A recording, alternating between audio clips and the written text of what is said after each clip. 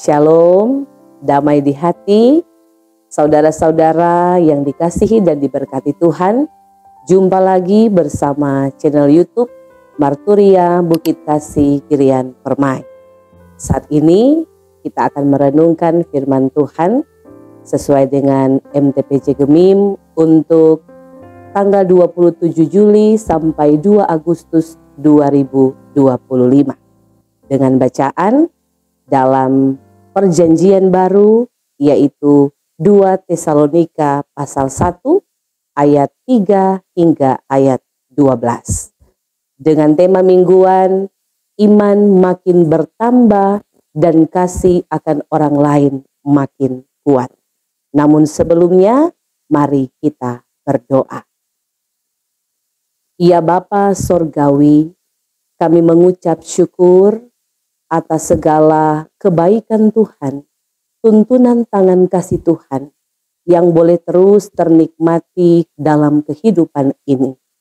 Engkau Tuhan yang selalu ada bersama dengan kehidupan kami, baik ketika kami menikmati kebahagiaan, tetapi juga ketika kami ada dalam tantangan dan pergumulan hidup. Oleh karena itu, kami pun mau terus bersyukur hanya kepadamu. Dan kami pun menyadari bahwa kami terus membutuhkan firman Tuhan untuk terus menuntun kehidupan kami. Sehingga kami pun akan terus bertumbuh dalam iman percaya kepada Tuhan. Oleh karena itu, tuntunlah kami dengan hikmat-Mu, dengan kuasa Roh-Mu yang kudus. Ketika kami hendak membaca, mendengarkan firman-Mu, sehingga kami pun terus dimampukan untuk mengerti, memahami, bahkan melakukannya dalam kehidupan ini. Di dalam nama Tuhan Yesus firman kehidupan, kami berdoa. Amin. Saudara-saudara yang dikasihi dan diberkati Tuhan, mari kita membaca 2 Tesalonika pasal 1 ayat 3 hingga ayat yang ke-12. Kami wajib selalu mengucap syukur kepada Allah karena kamu saudara-saudara. Dan memang patutlah demikian, karena imanmu makin bertambah dan kasihmu seorang akan yang lain makin kuat di antara kamu. Sehingga dalam jemaat-jemaat Allah, kami sendiri bermegah tentang kamu karena ketabahanmu dan imanmu dalam segala penganiayaan dan penindasan yang kamu derita. Suatu bukti tentang adilnya penghakiman Allah yang menyatakan bahwa kamu layak menjadi warga kerajaan Allah. Kamu yang sekarang menderita karena kerajaan itu. Sebab memang adil bagi Allah untuk membalaskan penindasan kepada mereka yang menindas kamu, dan untuk memberikan kelegaan kepada kamu yang ditindas, dan juga kepada kami pada waktu Tuhan Yesus dari dalam sorga menyatakan dirinya bersama-sama dengan malaikat-malaikatnya dalam kuasanya di dalam api yang bernyala-nyala, dan mengadakan pembalasan terhadap mereka yang tidak mau mengenal Allah dan tidak mentaati Injil Yesus Tuhan kita. Mereka ini akan menjalani hukuman kebinasaan selama-lamanya, dijauhkan dari hadirat Tuhan dan dari kemuliaan kekuatannya, apabila ia datang pada hari itu untuk dimuliakan di antara orang-orang kudusnya dan untuk dikagumi oleh semua orang yang percaya, sebab kesaksian yang kami bawa kepadamu telah kamu percayai. Karena itu kami senantiasa berdoa juga untuk kamu, supaya Allah kita menganggap kamu layak bagi panggilannya dan dengan kekuatannya menyempurnakan kehendak-Mu untuk berbuat baik dan menyempurnakan segala pekerjaan iman-Mu. Sehingga nama Yesus Tuhan kita dimuliakan di dalam kamu dan kamu di dalam Dia menurut kasih karunia Allah kita dan Tuhan Yesus Kristus. Demikianlah bacaan Alkitab dalam 2 Tesalonika pasal 1 ayat 3 hingga ayat yang ke-12. Saudara-saudara yang dikasihi dan diberkati Tuhan, hidup orang Kristen adalah hidup yang selalu mengucap syukur. Mengucap syukur bukan hanya di saat senang atau bahagia, tetapi juga ketika dalam tantangan dan pergumulan. Karena yakin Tuhan Yesus beserta. Mengucap syukur bukan hanya tentang hal-hal jasmani, tetapi juga terutama menyangkut hal-hal rohani. Mengucap syukur bukan hanya tentang keadaan diri sendiri, tetapi juga ketika melihat keadaan orang lain sesama kita. Nah, saudara-saudara, itulah juga bentuk ucapan syukur Rasul Paulus melalui bacaan kita di saat ini. Selalu Rasul Paulus melalui surat-suratnya, ia selalu mengucap syukur kepada Tuhan ketika melihat pertumbuhan iman dan cara hidup jemaat yang melakukan kehendak Kristus, sekalipun dalam keadaan bergumul karena penganiayaan.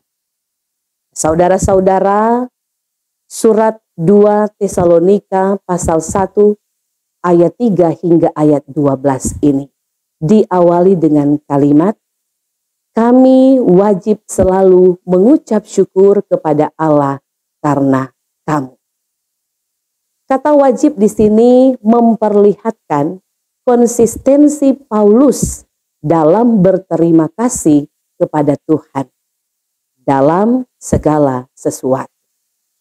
Nah, sebagai orang Kristen, tentu adalah kewajiban kita untuk selalu bersyukur dan berterima kasih kepada Allah.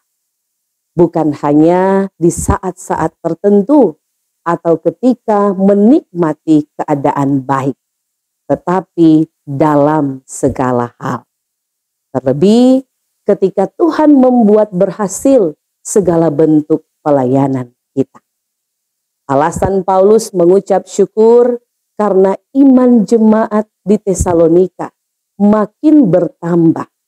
Penilaian Paulus ini tentu dengan alasan karena jemaat Tesalonika sabar dan tabah di dalam penganiayaan dan tetap mempertahankan iman sekalipun menderita.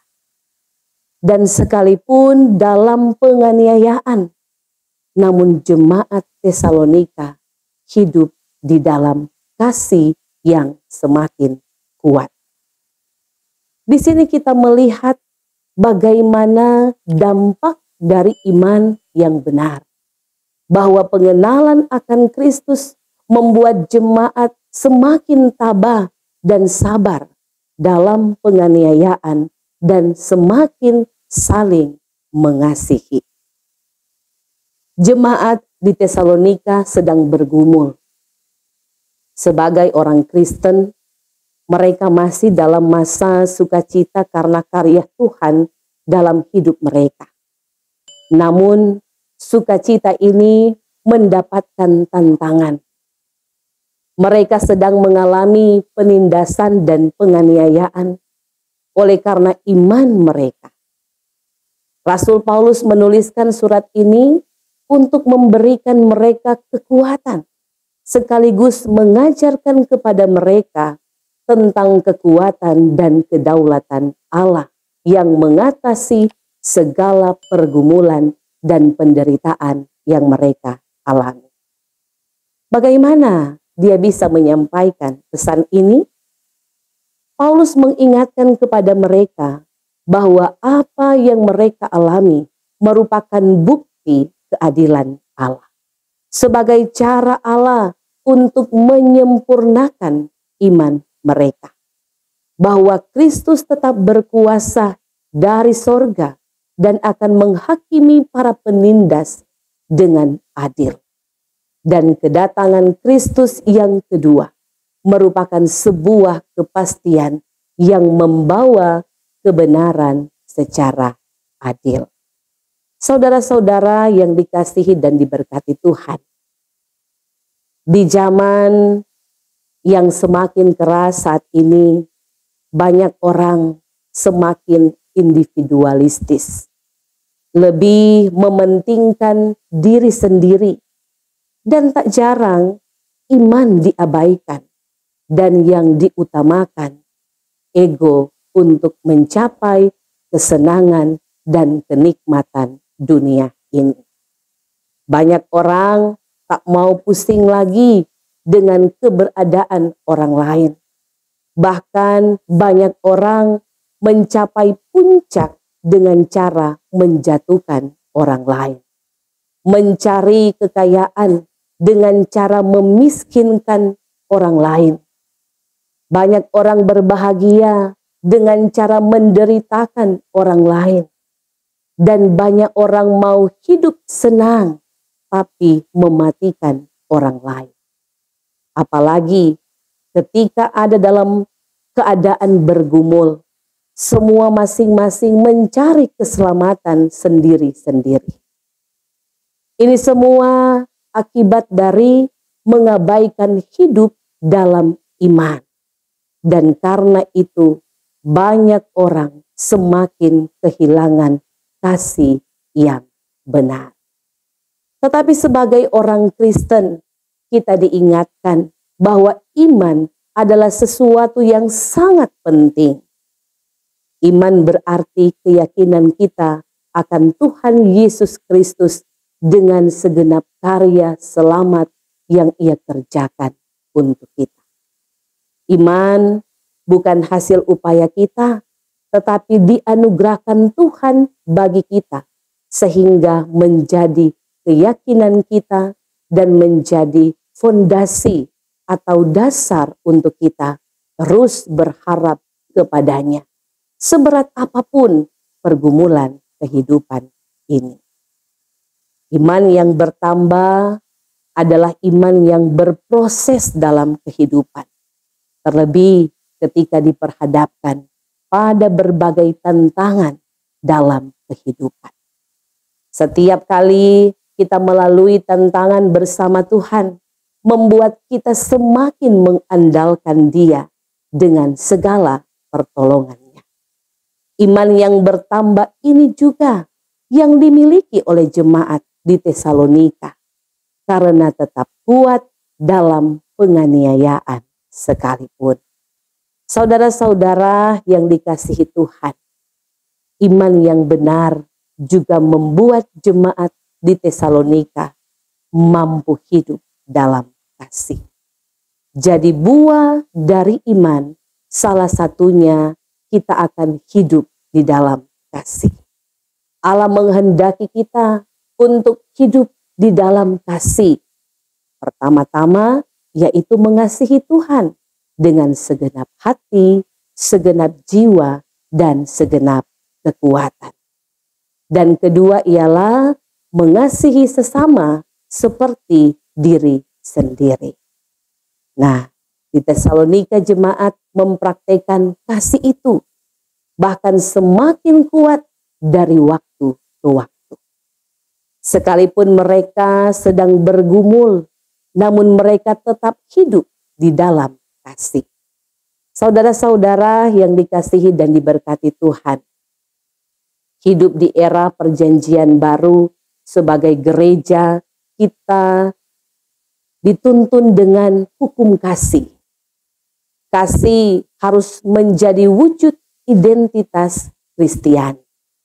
Tentu kasih yang dimaksud bukanlah kasih yang bersyarat, bukanlah kasih yang menuntut balas, tetapi kasih yang sejati, yaitu yang rela berkorban, yang rela menderita, yang benar-benar tulus.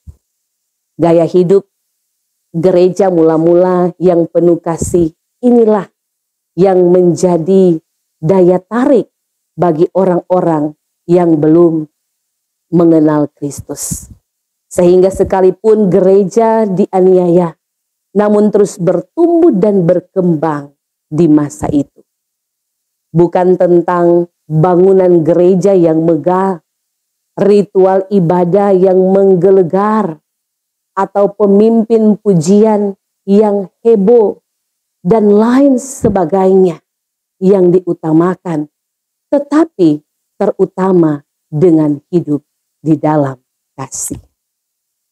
Saudara-saudara, melalui 2 Tesalonika pasal 1 ayat 3 hingga ayat 12 juga memberikan dorongan bagi kita selaku orang percaya untuk tetap teguh dalam iman di tengah penderitaan. Karena penderitaan adalah bagian dari rencana Allah dan persiapan untuk menerima kerajaannya. Selain itu, ayat-ayat ini juga mengingatkan pentingnya pertumbuhan iman dan kasih dalam kehidupan Kristen, serta kemuliaan nama Yesus sebagai tujuan akhir dari kehidupan orang percaya. Melalui perikop ini, Allah menghendaki agar kita memahami, pertama, sebagai orang percaya kepada Kristus, kita adalah bagian dari kerajaan Allah yang hadir dalam dunia ini. Kekuatan dunia akan mencoba untuk melawan dan menggoyahkan keyakinan kita. Bersama Allah, kita akan mengalahkan tantangan ini. Kedua, Allah sudah menyediakan penghakiman dan penghukuman yang adil terhadap mereka yang menganiaya umat kerajaan Allah. Ini adalah bukti keadilan Allah atas dunia. Ketiga, kita dipanggil untuk memiliki pola pikir yang mau berjuang mengerjakan segala pekerjaan iman kita. Sehingga nama Kristus Yesus dimuliakan dalam kehidupan kita. Memang tidak mudah, karena itu tetaplah setia. Amin. Mari kita berdoa. Terpujilah Engkau Tuhan, yang senantiasa berkarya dalam kehidupan kami manusia. Sehingga dengan iman kami terus meyakini bahwa apapun yang kami alami dalam kehidupan ini, Engkau Tuhan selalu ada beserta dengan kehidupan kami. Oleh karena itu kami pun mau terus bersyukur dalam kehidupan ini atas segala sesuatu yang Tuhan perkenankan untuk kami alami. Baik itu sukacita, kebahagiaan, tetapi juga tantangan dan pergumulan kehidupan. Namun biarlah apapun yang kami hadapi dalam hidup ini, iman kami tetap kuat, iman kami tidak goyah, karena percaya bahwa Tuhan berkarya untuk mendatangkan kebaikan. Dan biarlah kami pun akan terus hidup memuliakan Engkau, bertumbuh dalam iman, dan itu pun kami wujud nyatakan dalam kehidupan yang mau terus hidup di dalam kasih. Baik hidup mengasihi Tuhan, tetapi juga mengasihi sesama. Maka tuntunlah kehidupan kami ya Tuhan, agar kami pun boleh terus bertumbuh dalam iman percaya hanya kepadamu. Dan kami akan terus berjuang, berkarya dalam kehidupan yang Tuhan anugerahkan untuk terus memuliakan Engkau. Ini doa kami, permohonan dan syukur kami di dalam nama Tuhan Yesus Kristus. Amin.